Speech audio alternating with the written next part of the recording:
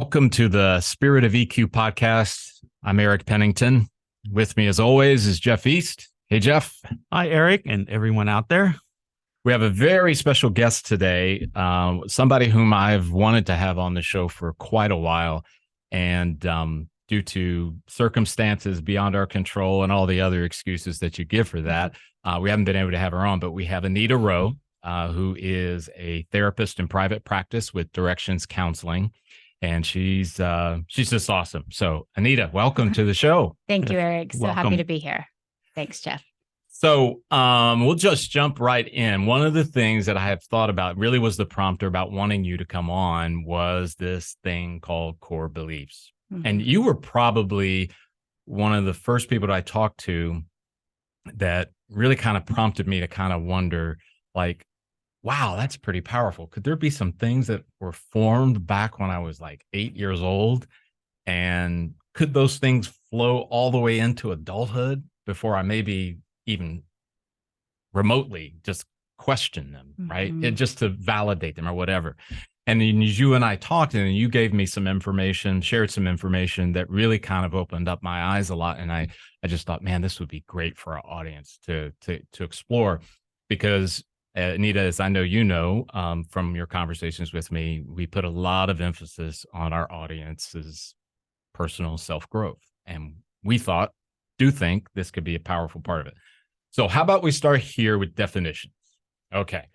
We throw around the term core beliefs. If you had to, whether it's a clinical definition or just even, layman's, whatever you want to call it, what are core beliefs? Yeah, so I actually have a definition for you. All right. Core beliefs are our most deeply held assumptions about ourselves, the world, and others. They are firmly embedded in our thinking and significantly shape our reality and behaviors. Okay, so in what you read there, now, would that be a case of someone who says, I never get anything right. I never do anything right? Absolutely. Okay, is that typically I know that's not the entirety, but that would give a clue that this person may have a core belief that they're I hate to say screw up, but you know what I mean? Well, it sounds like that's what they believe, right? Because the word never is in there. Right. Which does that like communicate some permanence to the whole deal? Yes. Okay. All right. So I'll speak for myself personally, Jeff, here. When I was going through the Enneagram, and we were kind of doing this process of defining the number, and we spent a lot of time, my wife and I and some friends, with Ian Morgan Cron's approach to it, From the Road Back to You. And it was just this real investigating type deal. And he's really big on self-knowledge, as he calls it, not self-discovery, but self-knowledge. The more that you can know yourself beneath the surface, the more data, right? And one of the things that kind of got me was like, well, how did I come to think this way? Where did this come from? And he had this exercise, and I think it was from him. It was this idea about, well, when you have a belief about yourself, ask yourself, is that true? I think I went through the same book with some friends, and I think that's where it was from. Yeah. So this idea was true. And I'm kind of this kid of wonder at times, because I'm going, oh my gosh, that's not true. Well, wait a minute. Where did that come from? Why did I think that's true? So with that perspective, why is it important? I mean, I know there's some implied reasons, but why are core beliefs important? Because our whole experience in the world is viewed through the lens of our core beliefs. So I listened to a prior podcast that you guys did, and you mentioned core values, right? So maybe that was the idea we were going, but that's definitely part of it. And when core values or core needs are abused or dismissed, then it definitely impacts how we see the world or ourselves or others. So every interaction or experience we have is going to be viewed with our core beliefs. So that lens is how we view the world. Yeah. Go ahead. Yeah. When you read the definition, one of the first words was assumption. Yes. To me, I'm hoping you can enlighten me. Assumptions mean it might not be right, This trip. but it might be right. Yes. Yes. And so, like, speaking of what Eric just mentioned, is asking yourself, is this true? Some people are going to say yes, and they really, really believe it. Mm-hmm. Right. So, if depending on their emotional intelligence or the level of mental health, Right. it depends if they can even challenge it that way. So, yes, the assumption is based on maybe an experience, something they've been taught, perceived, perception that we take in, assuming that it's the truth. Okay. Can I go where you just went, just for you to add on? Okay. So if we assume that what we think of ourselves is true, Mm-hmm. and I don't know if you guys have ever experienced this, but it's kind of like it's like a warm blanket. The feeling of, if I feel like I'm not worth anything, I can relate to that more than I could of what might be the opposite of that, or what might be on that. Does that make sense? Well, are you speaking of like the discomfort of going out of what's familiar in our thought process? So even though I may hate feeling that I'm not worth anything, I'm used to it. I know it. I'm comfortable with it. Yeah. And there's a reason for it, right? And so okay, that protective side of us that wants to believe these things. Go ahead, and I'm going to come to another point within what you said. When you're examining these core beliefs, if you get to the point where it's not an assumption, but you're pretty positive it is, that is a tool to use then. Yes. Okay. Yes. We'll probably get to that because later. We can't challenge it until we look at, is there a possibility that it's not true? Or if it is true, you can go, okay, I'm doing that again. Sure. Okay. Sure. So if the core belief is not serving a person well, not improving or making their life better, as I've used that probably to exhaustion, but this idea that, is it making your life better? I've heard it said that sometimes people will, when they're confronted with and change in this regard, right? The anxiety of what is in the unknown is greater than dealing with the limiting belief, the limiting issue inside of them. Have you found that to be true sometimes? Yeah, for sure. I've worked with lots of clients who are afraid to step out of bad situations, say it's relationships or abuse or trying something new, right? Yeah. And we all have some things that we need to step out of the box for. And I just want to mention too that when core beliefs are based out of trauma, right, it's a little bit deeper. Yeah. And so we can get into like what that means as far as like, how do we challenge that? Yeah. Yeah. And I do want to go there. Maybe we'll tackle it in steps if you're okay with this, Jeff. We'll go with sort of the non-trauma developed core belief, and then we'll go into trauma. Okay. And before we do that, I also would like to get your thoughts about I consider a mistake of carrying things into adulthood that maybe should have remained back in childhood. Do you know what I mean? Yeah, that happens a lot, which is why we hear a lot about let's heal the inner child, right? So yeah. We carry some things over if we don't stop and look at them or get them investigated. Or and that's interesting, Anita. And I was having this conversation today. The things that we learned in school, no one ever came and said, "Hey, Eric, you're turning 18, and that's awesome. But we need to like do a check on what you've been believing about yourself before you get out into the world, because things could be totally different." Did you get that speech? No. Anyone? Producer Brett? And I think as I look back over my life, I go, how awesome would it have been? Like, hey, before you graduate, Jeff, we just want to kind of, it would seem like that would position us to go, okay, wait a minute. I can look at this from a different view, but that didn't happen. So, but you mentioned the inner child, and I don't know how much this connects. The same group that I did the Enneagram book with, we're doing a book on archetypes, and last night was about the child archetype with all those wounded and all those. Does that roll into that too? Yeah, if we don't heal those wounds, they definitely are going to impact. And here's the thing, though. Some people don't realize that they're wounded, or because they don't feel traumatized, but it doesn't mean they don't have a mindset about it. Ooh. Thank you. So it doesn't have to feel like a trauma to have an inaccurate view or mindset or belief system. Okay. Wow. Sorry, I need a moment, Jeff. This is so good. Okay, so let's move to trauma versus non-trauma. And how about we'll start with trauma. Mm-hmm. Can you kind of unwrap that a bit? A trauma-induced or trauma-created core belief? Sure. And so it could be like a one-time thing, like a car accident. Now the world isn't safe. I can never get in a car again. It might produce PTSD for somebody, depending on, how they felt about that particular trauma, where some people can walk away and be, whew, thank God I'm still alive. Like, let's go, and so we can't judge what's traumatic or not. But if that person feels like it's trauma, then it's trauma, but it impacts how they view things now and what they believe. Yeah. So, and then long-term traumas or complex trauma would be numerous occasions or a long period of time in which somebody's enduring something.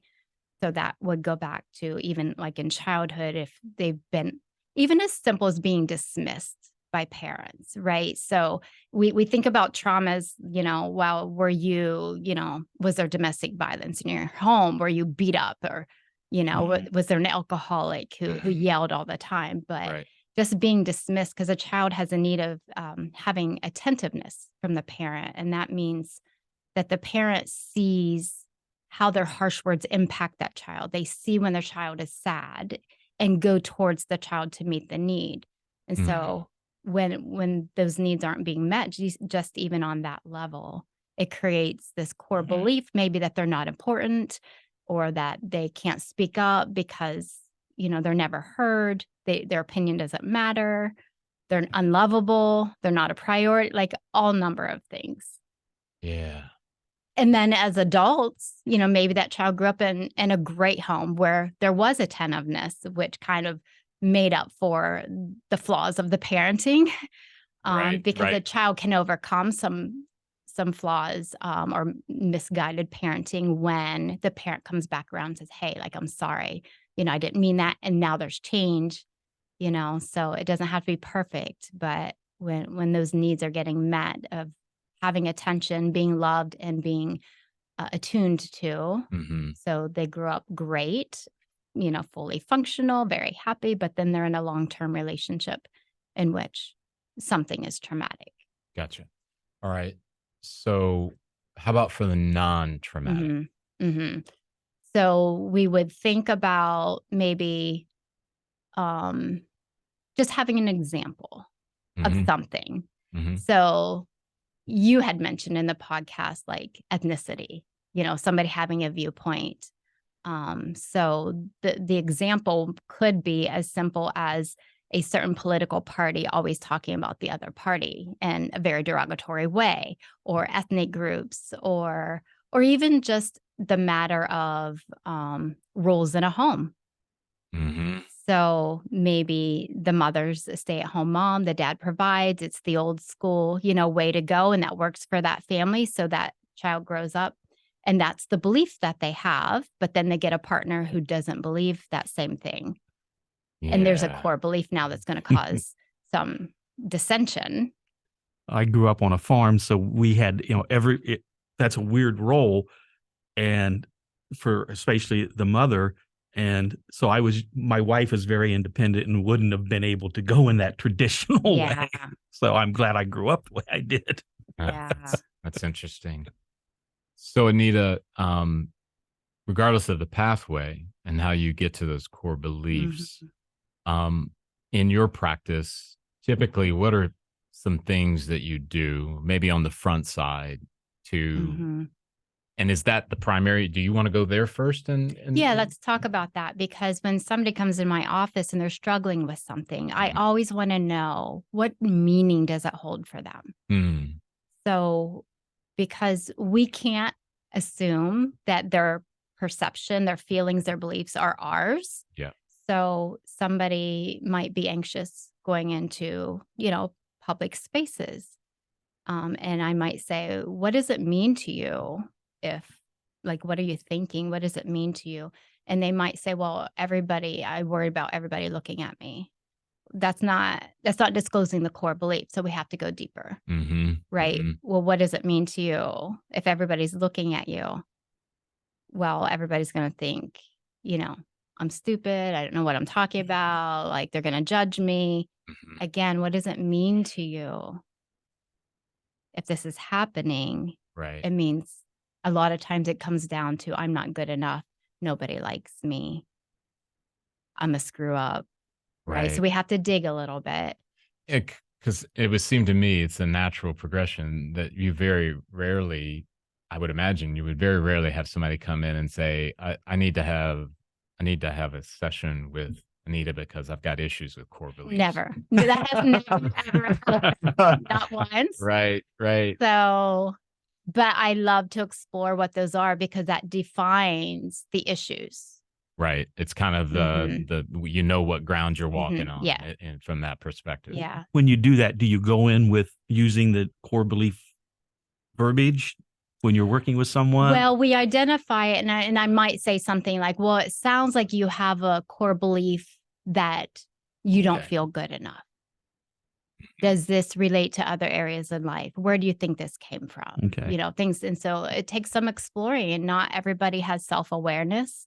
And sometimes it takes several sessions for that to even be exposed. And, on occasion, somebody will say, I'm really stressed at work. I don't know. I'm just going through something that I haven't had to struggle with before. I don't know how to handle this. And like 3 sessions later, it means that they feel like everything is going wrong in their life and it's their fault. Yeah. So it's just hard to tell from the get-go. Some people walk in, like you were able to identify, you have imposter syndrome sometimes, right? So some people know right away what they're thinking and believing, and other people do not. Well, someone once told me, Eric, you're a 4, so you don't represent most of the planet. Which always reminds me that maybe when I thought I was an alien, I really am. Because I typically, and we've talked about it on the show many times, Jeff, about our emotions are data, and they're there to communicate with us, a la message from you to you.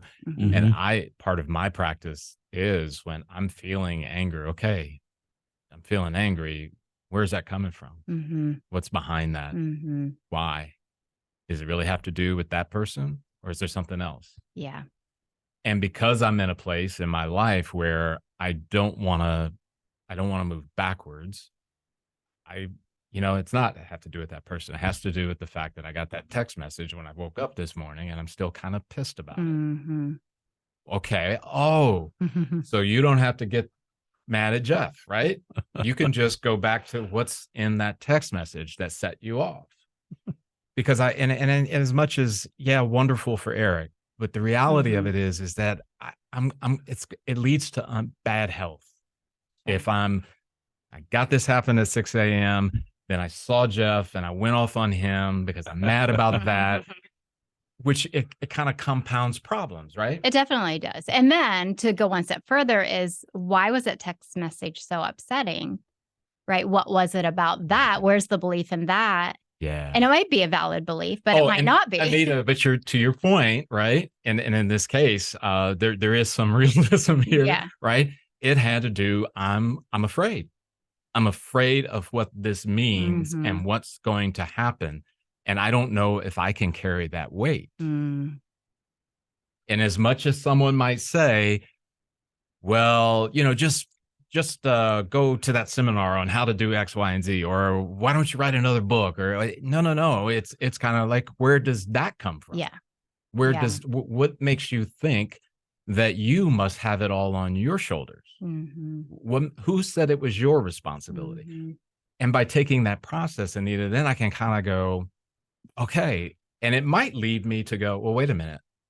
Do I have this core belief that everything is my responsibility? That sounds really heavy. Oh, wow. Here I go. Wait a minute. I can trace it back.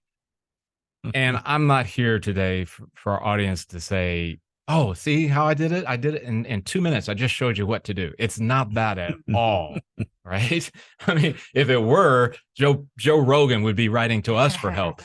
So my perspective with it, though, is that I just want to encourage people that even with the traumatic stuff, and yes, I agree in the sense that if it's too deep and you find that you cannot, you need help, go find a therapist like Anita, that can sit down with you and help you navigate.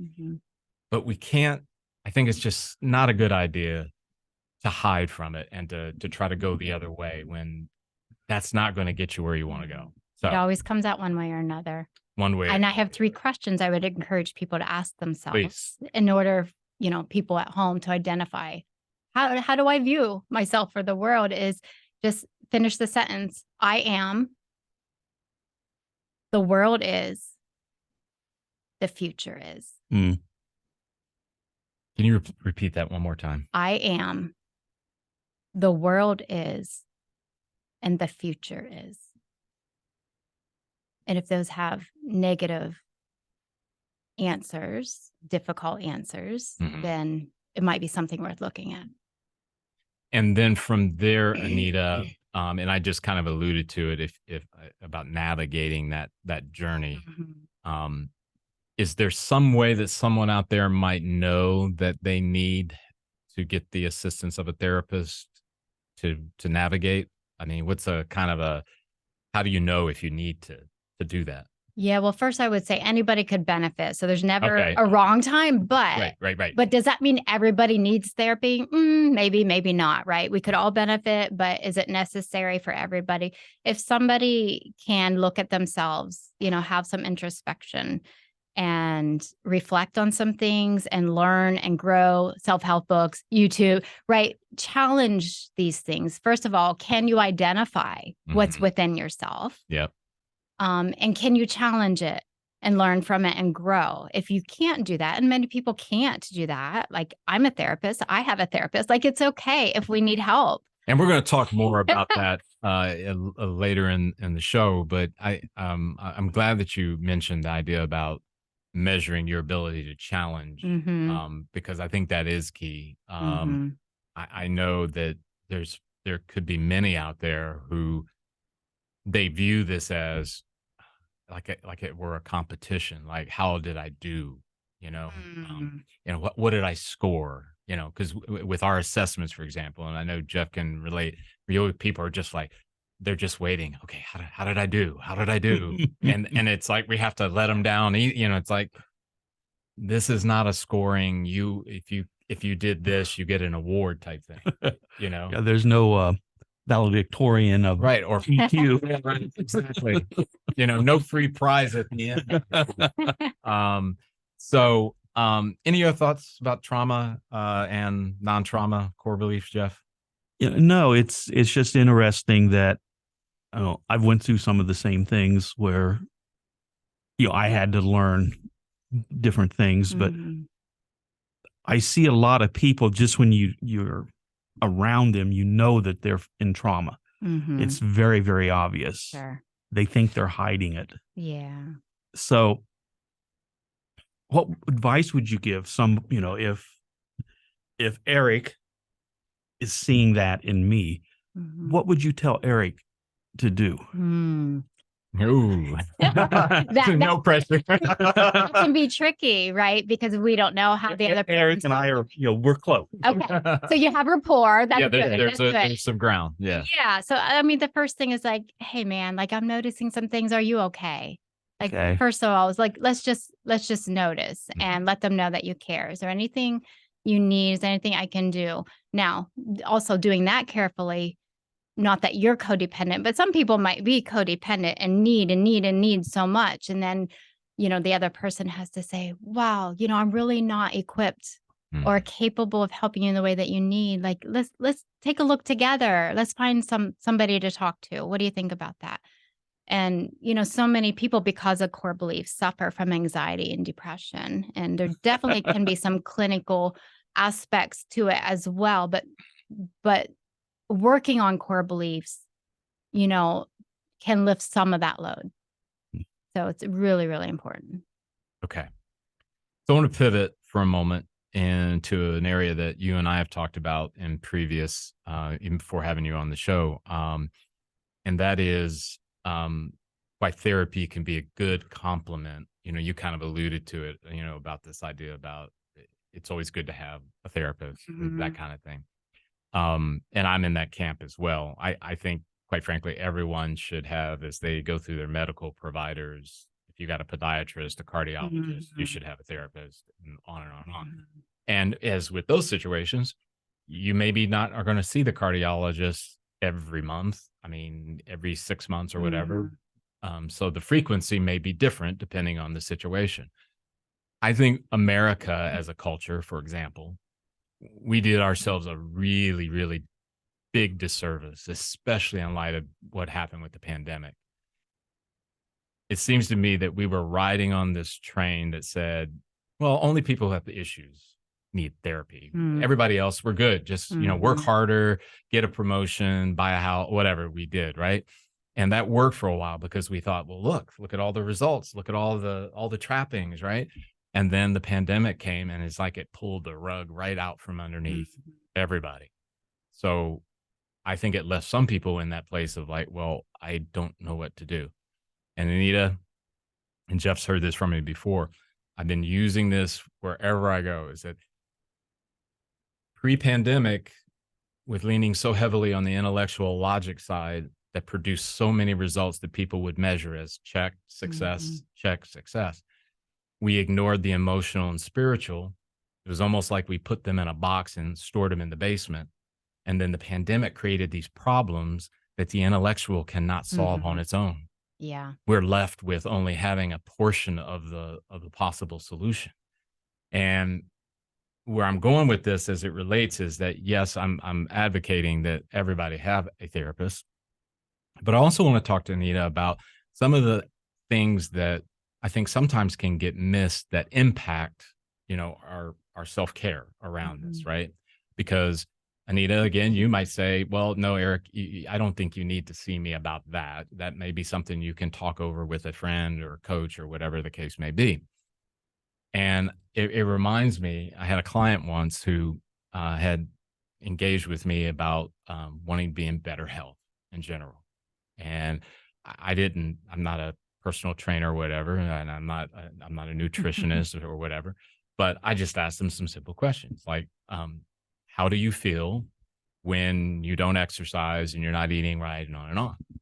And I got what you would expect, right? The typical answers. Oh, I feel lethargic. It's hard to focus. And then he started on his routine, started exercising, started paying attention to his nutrition, all of these different things. And I asked him, so how do you feel now that you're doing blah, blah, blah, and all the exercise? Oh, I feel great. I mean, I've got energy. My focus is so much better. I don't find myself wandering off.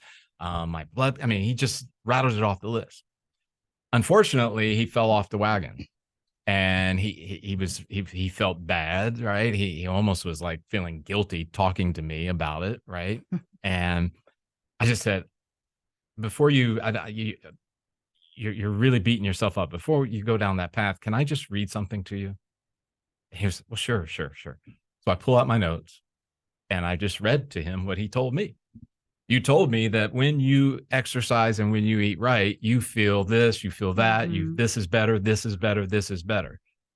It seemed to me you could take your own advice and you'd be good. So with that, Anita, what impact would you say? And we can just talk at a high level. I'm not going to ask you to go down the science route too much. What role does exercise, for example, play in the health of our brain? How about that? Well, the dopamine that's released during exercise is very highly rewarding, which is why people have the runner's high or they feel good after hitting the gym. Anytime we move our body, like God designed it that way, we need to keep moving to stay healthy. Yeah. So it definitely has an impact on mental health. I see these, and maybe they're hopefully not clickbait, but I see these news headlines that talk about, the connection between exercise and helping depression. and exercise helping anxiety. Is that kind of the result? Is it the dopamine thing, or is it? Well, it really is, because, those things are lacking. Stop there. Oh my God, no. What do we do? Maybe early.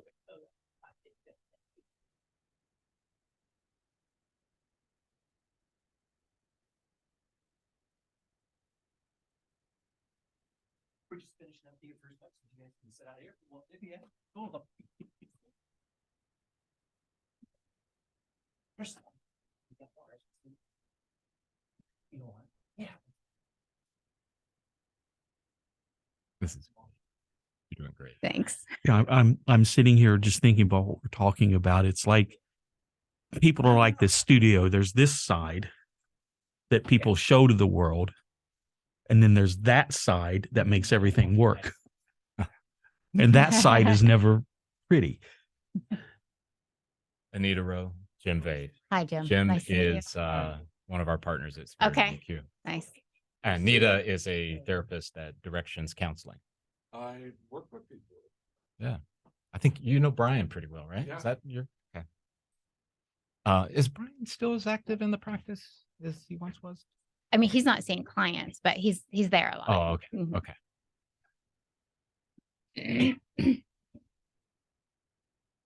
Sorry. Your presence is always good, Jim.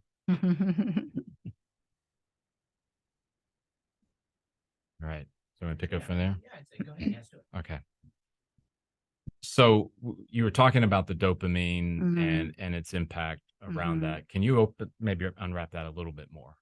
Yeah. So, anybody who sits too long, like it just affects your mindset, right? And so we need to get up and move, and getting the heart rate up helps the heart, Yeah. all the things. But the energy level is changed, your mood is changed. Being outside, like you're just more energized and motivated to do more. And the thing about motivation, a lot of times people are like, "Oh, I'm not motivated." If we sit and wait for motivation, it's never going to happen. But motivation happens when we take action. So that first time Yeah. at the gym or going for a walk might not be what you want to do, but once you're there, you might feel motivated to go again. I really like that statement. Action creates Mhm. motivation. Yeah. Right? That's really powerful. Now, I can just think back to the adage, they in my corporate days where they would say, "Be careful going to lunch and eating a big bowl of pasta because it's going to come back to get you at about 2:00 type." Mhm. And of course, I ignored that because I thought, "Hey, I'm Superman," but it did. So can you talk a little bit about that? I mean, I know that it's not specific to pasta, but I guess. Well, I think what you're alluding to is the serotonin, Okay. which is obviously produced in the brain, but what people don't realize is the majority of it is produced in our gut. So what we Wow. eat affects how we feel. Yeah. And, which is why we get the sugar crash. Like that's not helping our serotonin levels. Those carbs, the pasta that makes you want to go take a nap. Mhm. I love pasta. Like I want a donut every now and then. Yeah. Like, so it's just, we have to keep it within balance and be, fairly healthy in order to feel good. So. Yeah. I mean, I used the example of that client Mhm. and that's a great story and all, but is it something that you think we can measure by, okay, what is the impact of these choices I'm making? A la, I'm not exercising. Let me evaluate. What impact Mhm. does that have? Or no, I don't eat a nutritious diet. What impact is that having? Is Yeah. that a tool? Is that an approach? Well, I like what you said about, your client. How do you feel when you exercise? Like that's the biggest gauge is like, Mhm. what is your personal outcome from eating right and exercising, and what's going to motivate you? So Yeah. Yeah. we can't force any lifestyle on anybody, but what would be important to them? What do they want out of their life? And I have to be very careful so that I don't turn into the exercise nutrition. How would I say this, Jeff? a benevolent dictator. Maybe that's my own podcast. Eric tells you better, right? But the thing around it, I have such a longing, and maybe it's because of my own experience, when just the reality of when you get those conversations that say, you're not going to live as long as you think you're going to, my friend, you kind of get urgent, right? You kind of go, wait a minute, this life, this body, my mind was a gift from God. I better treat it like it is that. It's a gift. And I think some of that even comes back to the core belief. A lot of people don't believe that they're worth these changes. Ooh. So, I heard a fitness coach or somebody one time say, loving yourself after you work out is not what's important. Let's love yourself so that you get to the gym. So it doesn't have to go in the opposite order that we expect, right? So, I'll be happy when I weigh a certain weight, or I'll be happy when I'm doing this or I'm doing that. Why aren't you worth it right now? So learning, first of all, what's your belief system about yourself? Why aren't you worth eating better for? Why aren't you worth exercising for, or putting effort into your health or your mental health? Yeah. So that therapy part, like that wraparound care. And I know we've talked before about nobody thinks twice if you have a financial coach, a fitness coach, a pastor, like all of these advisors in our life. And so therapy is about having a mental health coach, right? So let me rephrase that, because there are coaches. Right. Sure. Clinical it's like just having somebody in your corner that can help you dig apart the changes that you want to make. And so that you feel better, you gain emotional intelligence and awareness about yourself, so that you know more what you need, so that you can learn to listen to yourself. Yeah. I used to be somebody who would never, so if I made a commitment, there's no way I'm backing out, because I had a core belief that I need to be dependable. Like, people need to rely on me. And I've had to learn, if there's an event I just can't go to or shouldn't go to on a Friday night because I've had a hard week, and now I just need to sit home and relax, I've learned that I need to listen to that, because that's where my well-being comes in. Wow. Yeah. Yeah. So I'm going to pivot as we get close to the end of this episode, which, Jeff, I know you would say, time just flies on by. Well, this is the proof Always of a great does. guest. This is the proof of a great guest. There may be somebody out there listening who is kind of debating around this idea of therapy, right? And they wonder, well, maybe I do need it. Well, maybe I don't. Well, my mom said that you don't need to do that. My friend from college said it's the best thing ever. So what's a typical grid or a process that you might recommend someone take to determine if they need to do that? If they're even thinking about it, give it a try, right? Okay. If it's a question, like, go with, what could be beneficial, and it might work for you. So yeah, because if someone goes and it's not the experience that they wanted, needed, or whatever, it's not like they're locked in. They're not locked in. And not every therapist is a good fit for each person. So they need to know that they can move to somebody else if it's not a good fit, if it's not a good match. But almost 100% of my clients say that we always get to more things than they expected. In a good way, right? So some realizations are made, some aha moments, some issues came up that they didn't even realize that were underlying, such as core beliefs, or, the stress level, or not having things in balance in their life. Some people don't know how to have balance. Yeah. So, wow. So, we've shared this on several podcasts, but I was diagnosed with panic disorder, and I wish somebody would have told me what to look for before it got to the point where I decided I had to go. So what would you tell people? If something doesn't feel right, then something's wrong. So learning to listen to our body, not just our thoughts, being aware of our thoughts, but what is our body telling us? And so people who don't sleep well, like, maybe there's a reason. People who are having anxiety or panic attacks, like, something's going on within their psyche that needs to be investigated. But one of the things that I learned is to do like a body inventory. And we were kind of joking about it before we started this podcast. The stupid parking app went haywire. And I was clenching my jaw for about the first 10 minutes of the podcast. Then I go, okay. So if I would have learned that before. Yeah. So. Yeah. Learning to pay attention. Like we don't evaluate our body, right? We just get used to what's normal and kind of ignore it. We're not taught these things. So watching, what your body is telling you and just learning to listen to that, pay attention because it means something. Mm-hmm. Yeah, that's powerful. There's so much more I'd love to delve into, which is kind of our code invitation. When you come back again, spend some time with us, we'd really like that. Thank We'd you. really like that, Anita. So once again, everyone, we appreciate you tuning in to today's episode, and we hope all will go well in the future. Look forward to the next time. Take care.